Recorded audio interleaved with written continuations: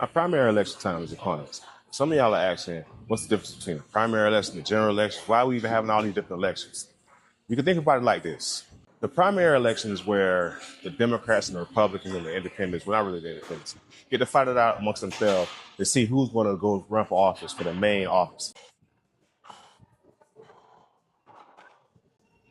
So yeah, like I was saying, the primary election is just where Democrats and Republicans get to fight it out amongst themselves to see who's going to actually represent their party. Why are these elections important? Honestly, any election is important. Every election is important. No election is not important. There are going to be people that look at this election and be like, oh, it ain't important. I ain't got to this. I ain't got to that. You are a fucking idiot if you think that. I'm not the person that's going to try and talk sense to you. I'm going to call it like it is. If you think any election is not important, you need to change your thought process immediately. There are numerous examples of people not thinking elections are important and those elections happening, and then people get put in place that change your fucking life. Please don't make that stupid mistake of thinking, oh, I ain't going to vote in this election because, please vote. Every election matters. Primary, general. If you're not registered with a particular party, unfortunately, you won't get to participate in Florida. We're not one of those states that lets everybody participate in the process. So you got to be registered as a Republican or a Democrat to even vote in the primary elections. But in the general election in November, you get a ballot. Now, some of you may ask, buddy. Some of you may ask, what's the difference between Republicans and Democrats? You can think of it like this. Republicans, they're like a decline bench press.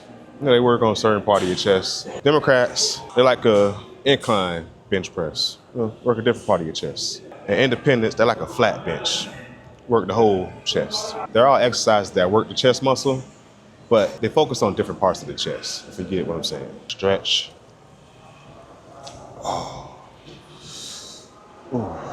So when it comes to these primary races, more than likely you're going to see some familiar names going up against each other. That doesn't mean that one or the other is bad. It means that you, as a voter, need to actually take a good look at these individuals and their records. I don't mean their popularity record. I mean the actual records of what they've done while in that political office. Some of these individuals, they're on top. You know, they've been around for a long time and they don't really have anything to show for it besides just saying, hey, I've been here. Some people, they've been in office and they've actually done a lot of shit that's benefited you and I. So it's primary time, do yourself a favor and number one, vote. But before you vote, look at these individuals and make sure that you're voting for an individual that has values similar to yours, things like similar to you, and most importantly, is actually going to do some shit. Because there are some people that just, they get elected and they don't do shit.